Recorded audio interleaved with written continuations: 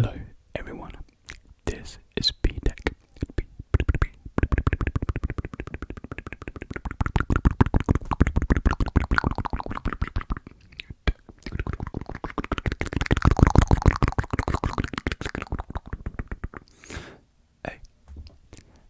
ASMR,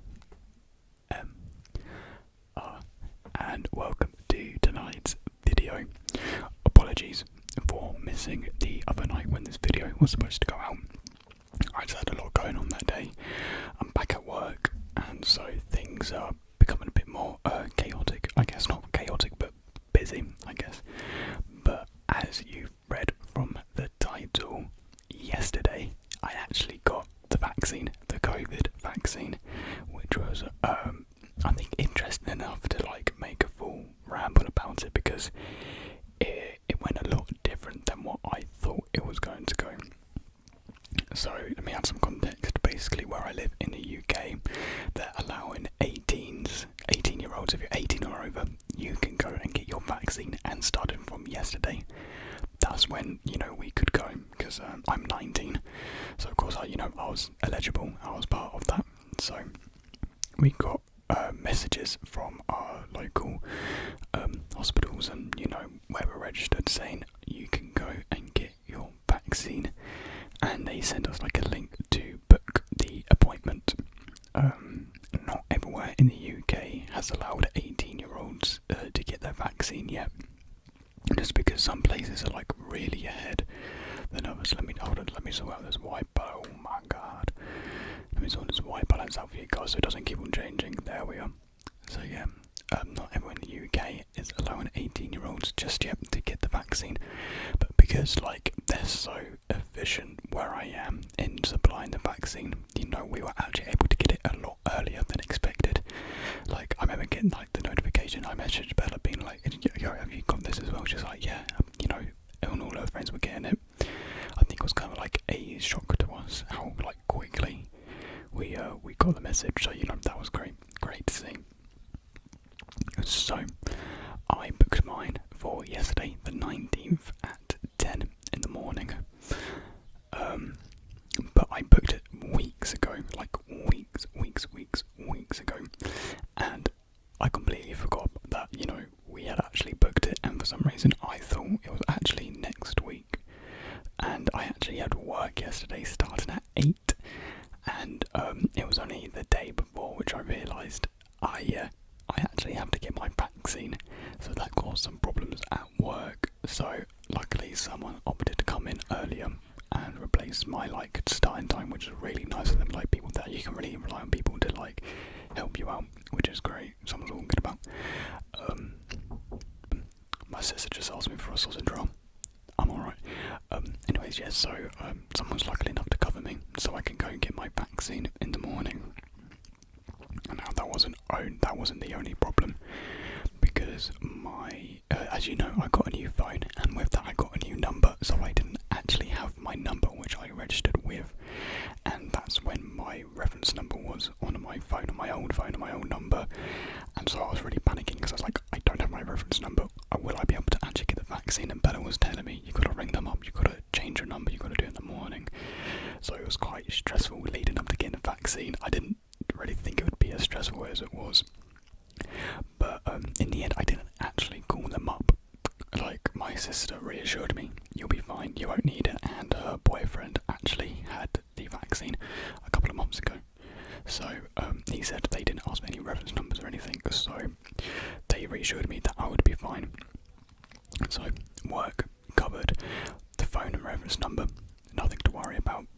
And so we left to get there by 9:20, because my sister's vaccine was actually at 9:20 and mine was at 10, because I actually I signed up a little bit later than what they did during the day. They did it 2 hours before me, and the bookings they all went for that time, so I had to get it a little bit later.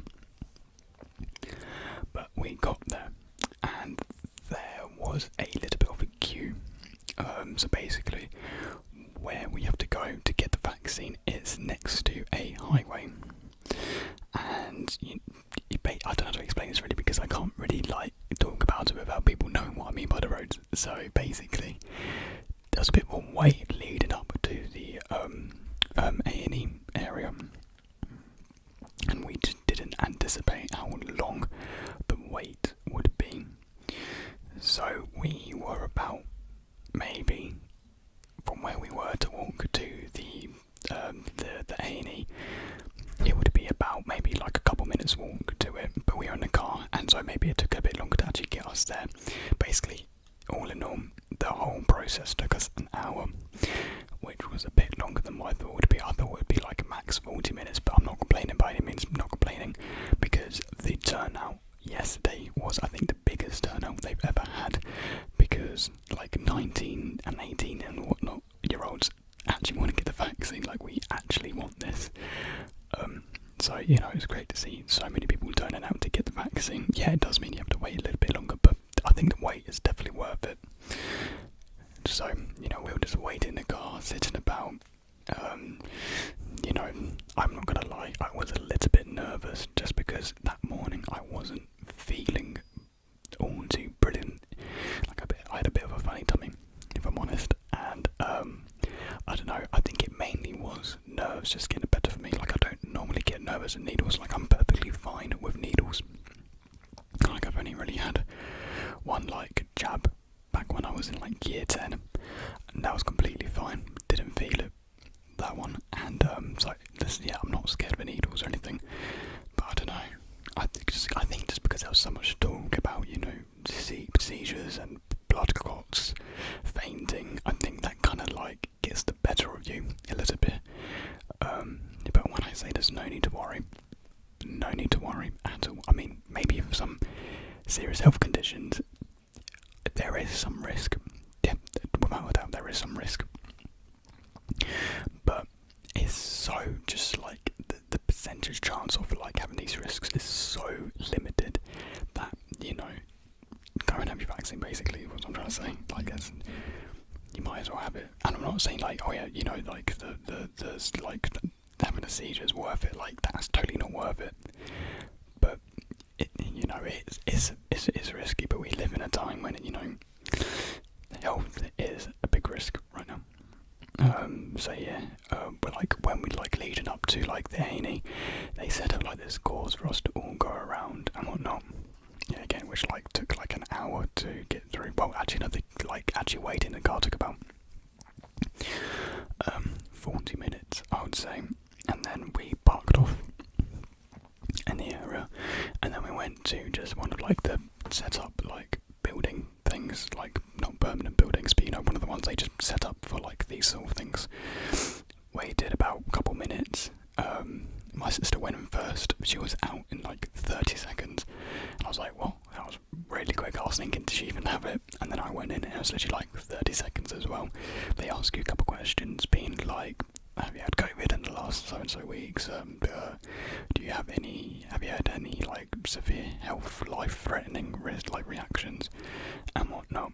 But they never asked for like my reference number.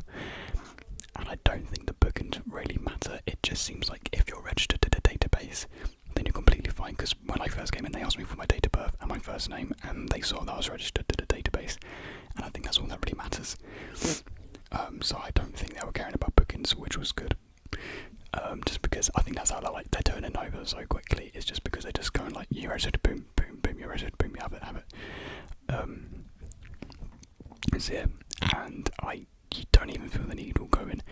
Like, I felt him press against, like, the thing I felt most is more his fingers pressing against my skin to like actually inject it. That's what I felt the most. Like, the needle, it's like it's not even there.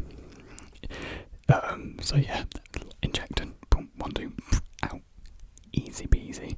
And then they give you this little card as well, so you need to bring this to your next one, because of course you've got to have a second dose in the next 7 or 8 weeks, something like that. So yeah, you've got to make sure you keep this safe. This is very important.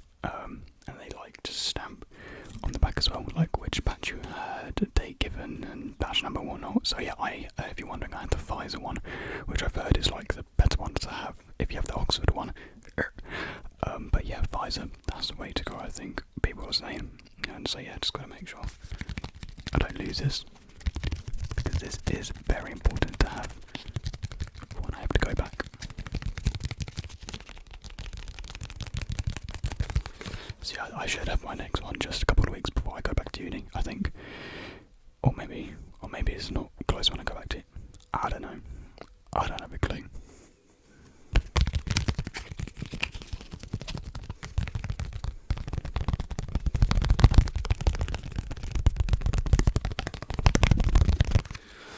So yeah, and then after you actually have your vaccine, you have to wait 15 minutes as a precaution, because like I was saying before, you can have a reaction to it basically. And basically what they have there is people dotted around the car park, like surveilling, the cars, helping out people. And honestly, when I say the workers and volunteers, like the NHS staff and volunteers, are doing such an amazing job, they really are. Because when we first parked, we heard like an air horn go off. So basically, if someone's having a really bad reaction, they have like air horns to siren, like to quickly tell people to come over. And as soon as the air horn went off, you see people running with like medical gear and whatnot, like people just rushing towards the car. Like they're really quick and effective. And honestly, the workers are amazing. They're really efficient. I think they had like situations sorted out, and like even after we finished it, they were still there, like giving support to the person. So yeah, it just seems to be a really good system which they have going on right now. So like, amazing applause to like all of the workers. And they don't deserve applause, they deserve pay rises. Give them a bloody pay rise, Boris Johnson, because they're doing such an amazing job. Honestly, they do deserve a pay rise. Such good workers. So yeah, wait 50 minutes. We were fine. We all chat away that morning. I mean, I won't lie, I was a little bit shaky afterwards, but that's because I think I was just feeling a bit funny, and still maybe the nerves were still kicking in. But really, after having it, it's just, it's easy peasy, nothing to worry about. And I have a mate at work, he said he was scared of needles, and he said it was alright. So, it's not just me saying that. People who have fear of needles are fine as well. So, yeah, it's just quite a surreal experience, really. Like, I wasn't expecting, like air horns to go off to like siren people. I didn't realise like some of the severity of the situations. I don't think these were like major reactions. I think maybe people just felt a little bit faint. Really, I don't think there was anything major at all when I was there. But yeah, it was just a different experience, really, and I didn't really expect it to go the way it did. In terms of like how it was set up, basically, like it went like good. It went the way I did expect, but that's what I'm trying to say. But when we were leaving, the queue doubled. So we had to wait like an hour for the entire process. And then when we left, like the time like for like queuing and leaving went up to 2 hours, which is insane. Because there was like 2 separate queues leading off, because basically to get to like the A&E, there's a roundabout that you have to go through as well, and there's a road coming from the front and the side as well, and different like queues were like meeting at the roundabout, so it was like really slowing it down. And traffic was really slow, like buses as well, going to be late for their schedule. So yeah, the queue was like, I thought the queue we were in were big. The queue like went down like a hill leading up to A&E, and went back all the way to like a Tesco, which was like a mile or so away, or mile and a bit. So yeah, because my sister's boyfriend's sister was also going in to get her vaccine, and yeah, she had to wait 2 hours for like the entire process. So I think in the end, I'm not too sure if it was people just going, without a booking. I think that's what was happening. People were just turning up without a booking. And to be fair, it didn't really seem like he needed a booking, if I'm honest. So I think people just wanted to get the vaccine over and done with, and it was, like I said, the biggest turnout they've ever had, which was insane. So yeah, I during the day I did feel a bit groggy, I guess you can say, like a bit like a blob. I felt like a blob because I was working as well. Like I said, I actually did have to go back into work, and throughout the day I was like putting pressure on my arm, and it's really started to feel numb. Like I could barely move it yesterday. Today actually is not too bad.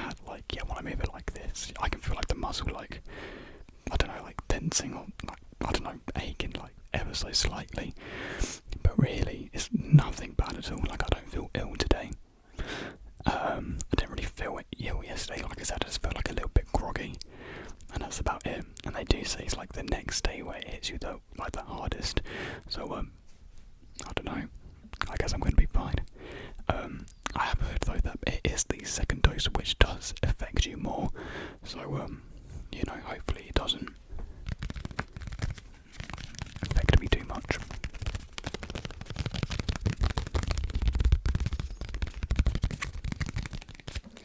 But yeah, I just wanted to share this experience with you guys, really. I just thought, you know, quite cool getting the vaccine, and it was quite chaotic, really. Just in the moment, in the morning, like I wasn't barely awake, and yeah, it was a different experience, really. And just seeing that queue, I would not want to wait. Then it'd be like we got in just in the nick of time. We were really lucky with our timing.